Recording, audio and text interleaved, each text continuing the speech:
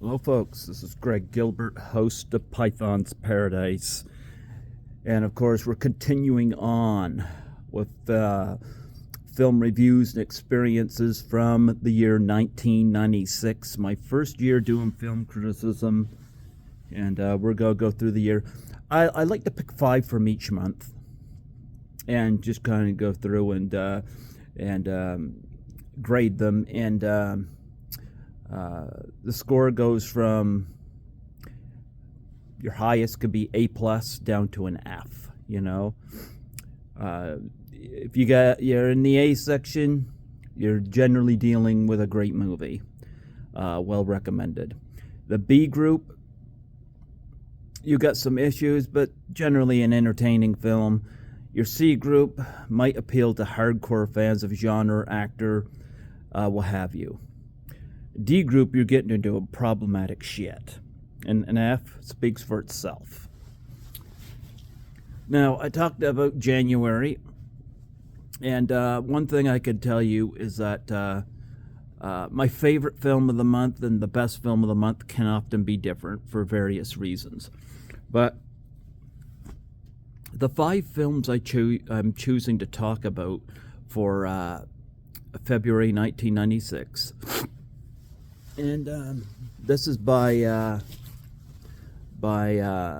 entry of release, order of release. Films will include Black Sheep with Chris Farley and David Spade, Beautiful Girls with Matt Dillon and Natalie Portman. We have Happy Gilmore with Adam Sandler and Christopher McDonald. We have Mr. Wrong with Ellen DeGeneres and Bill Pullman. And finally, we have The Late Shift. The Late Shift with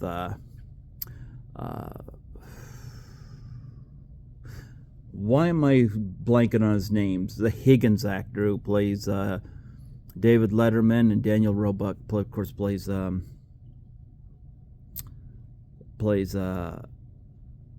Jay Leno. These are the 5 films I'm going to focus on. So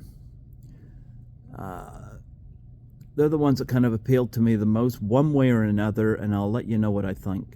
Now, I'm going to go from worst to best. And this was a good month because there's only one of these 5 I don't recommend. That's my bottom one, Black Sheep. Now, contrary to its popularity, I was not a fan of Tommy Boy. And I find Chris Farley extremely over the top. And I know he was inspired by John Belushi, but a big difference in talent there. I find Chris Farley was just too loud, too over the top. And I'm sad that he's gone, and I never got him. And Black Sheep is no different.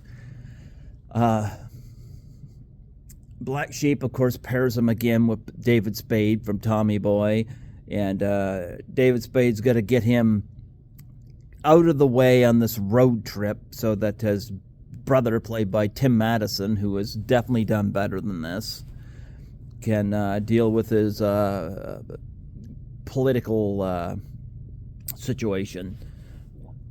This was directed by Penelope Spheris, who's done Wayne's World, so she's done far superior stuff. This was a typical road movie. There was a few inspiring sight jokes that kind of reminded me of the Gold Rush, the Charlie Chaplin film from 1925, but this is nowhere near that quality. I didn't laugh much, if at all. I give it a D. D as in don't see it. Didn't care for this film. The next 2 I want to discuss both got the same rating. They both got a B. B is in better than I thought they'd be. And I think how I'm going to address this is I think I'll go with the one. There's one of these I like more than the other, but they both pretty much got the same rating. And I think the first one I'll talk about is Mr. Wrong. We didn't get Mr. Wrong in our theater, and I really wanted to see it. It was directed by Nick Castle, the original Michael Myers. And starred Ellen DeGeneres, whose family really want her to get married. She's being pushed into that bullshit scenario because being single is just a crime in society, I guess. But anyway, she ends up meeting this mysterious guy played by Bill Pullman, who turns out to be starts out with the charm, and he turns out to be a real creeper and drives her completely up the wall to the point of being a stalker. This is supposed to be a comedy. Now, this film got a lot of terrible reviews, but I'm going to defend it. I'm not going to defend its writing. It's pretty much a by-the-numbers comedy with an ending that you can kind of see coming. I didn't really find the ending working for me. But here's what I'm going to say about it. Ellen DeGeneres is not an actress. She never was. But I look at her in this and something like The Goodbye Girl or Goodbye Lover, and I'm seeing somebody who's got potential. Ellen DeGeneres is better as a talk show host. She's got great appeal with the microphone and leading a talk show. And here, she clearly looks like she doesn't want to be there. And I think this was either the year or the year before she came out as a lesbian. And she looks uncomfortable. With that said, I think Ellen DeGeneres' performance in this film was better than I expected it to be. I love her look of shock when things happen. When Pullman pulls a stunt that is just off the wall, and her reactions. I'm not going to slam her performance in this. It is what it is. I've seen worse. Like, I think Black Sheep had worse performances than this. Sorry, it did, but Bill Pullman appealed to me in this because you see, he just came off of While You Were Sleeping the year before, where he's playing this charming love interest to Sandra Bullock. And here he's playing a complete creepo. And he does a lot of zany, very funny things, stalkerish stuff. And yet, at the same token, I'm like, I don't know how he got casted in this, but I like the fact that he got casted in it. So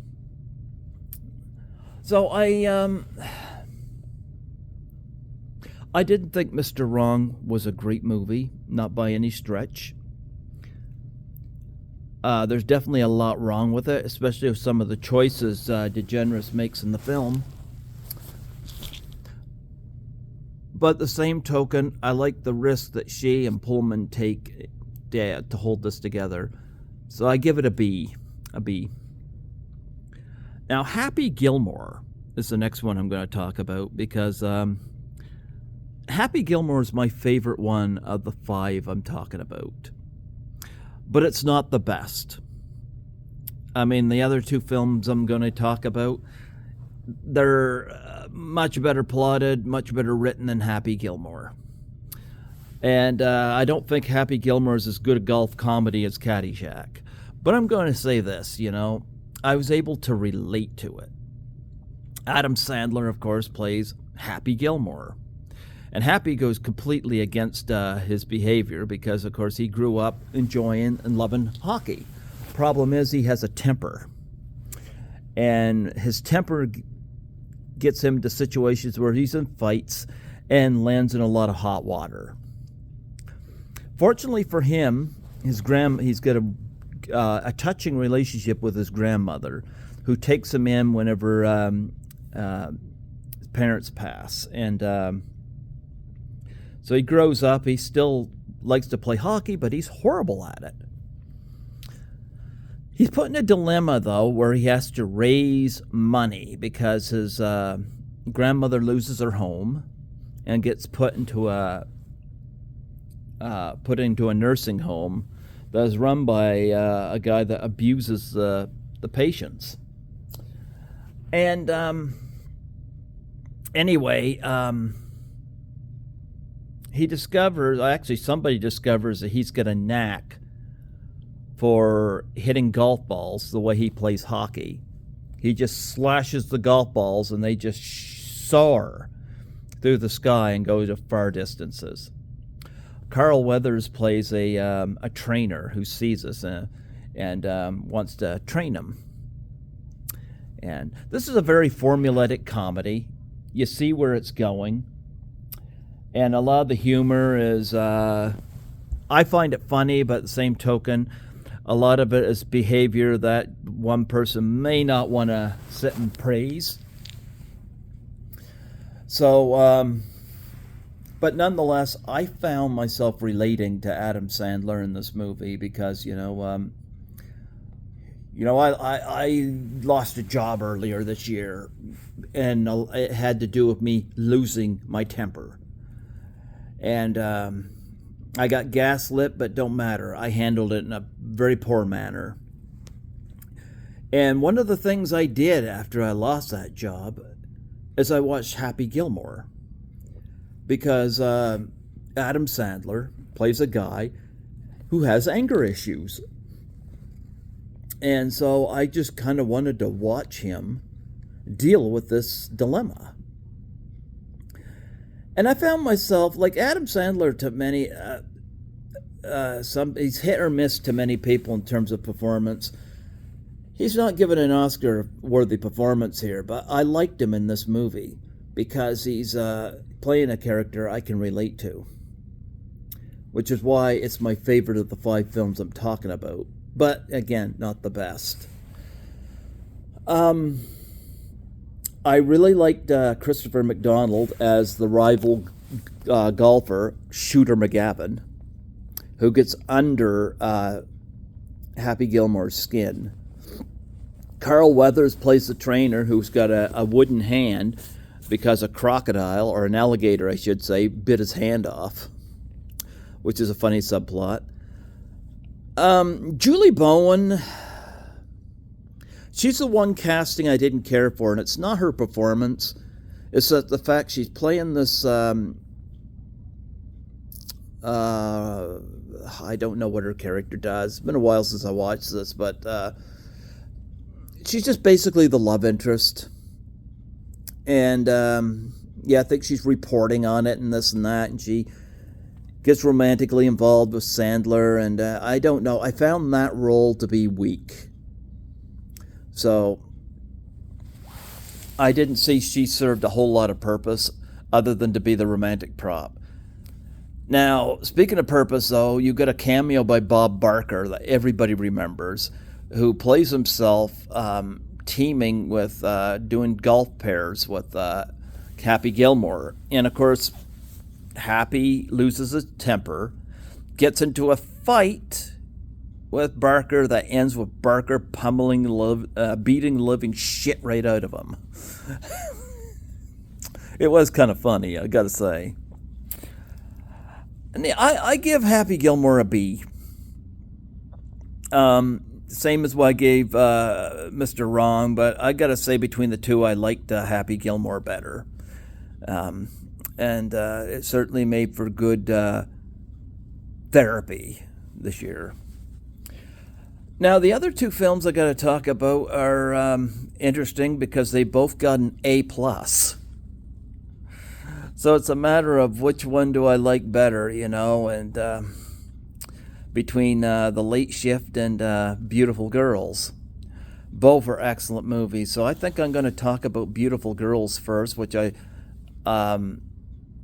saw as a double billing with Broken Arrow. I'm not talking about Broken Arrow because I'm not interested to talk about it. But Beautiful Girls, though, was a film I had no expectations on going in. and I come out of it thinking, wow, very insightful. Timothy Hutton plays somebody that's arriving home on a snowy winter morning for his high school reunion. And he meets this young girl in the playground, played by very young Natalie Portman. And no, this is not going into offensive territories. But he strikes up a friendship with her, and she is wise beyond her years. And this role really shows you, this in The Professional, Leon the Professional, really show you what kind of talent Natalie Portman had at such a young age, and she still has it. And I love the chemistry between these two as they talk and get to know each other, and it's not creepy, it's not dirty, but it's interesting. You could tell this girl's going to be very sophisticated, very smart, and very successful when she, gets into adulthood. Rosie O'Donnell has a scene-stealing role in the movie, playing somebody who tells the boys what's wrong with their take on women. And you see them in a convenience store where she has these magazines and she's criticizing the models on them, talking about man's expectations when it comes to women. And Rosie O'Donnell is great in this scene, and she really knocks it out of the park. I think the two scene-stealing performances in this movie are Natalie Portman and Rosie O'Donnell. They make Beautiful Girls what it is. And you got other characters in it. Matt Dillon is having an affair with a woman played by Lon Holly, who after Dumb and Dumber still looks stunning in this film. And of course, she is of course a married woman, so they're already going into forbidden territory. You got Michael Rappaport, who's obsessed with supermodels, and I think the characters are beautifully detailed. Uma Thurman is in this as well, as a nice little a moment out now, I believe in Igloo, if I remember correctly. I enjoyed this film. I think it's very topical. It has all the characters have something to bring that's different. And when it's done, I found it very inspiring. I give this film an A+.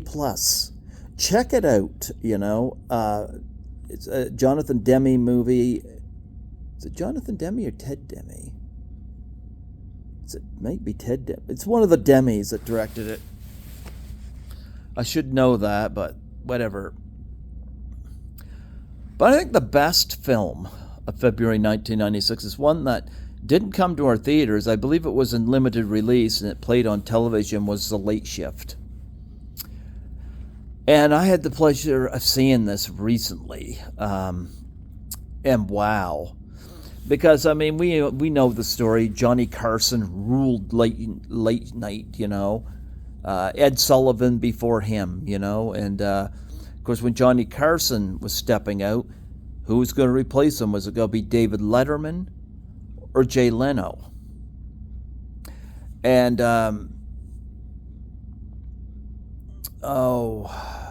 David Higgins? David Michael Higgins, is that his name? Playing Letterman, and Daniel Roebuck playing Jay Leno. They both knocked those performances out of the park. Maybe not perfectly, but well enough that I was able to love the performances.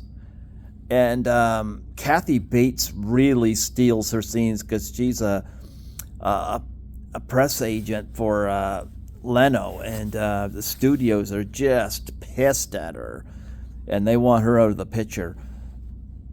It really takes you into the hysteria with Johnny Carson stepping away from late night that he's ruled for years, and these potential two talents coming in. Which one's going to win? Of course, they both end up winning, but Leno ends up taking over where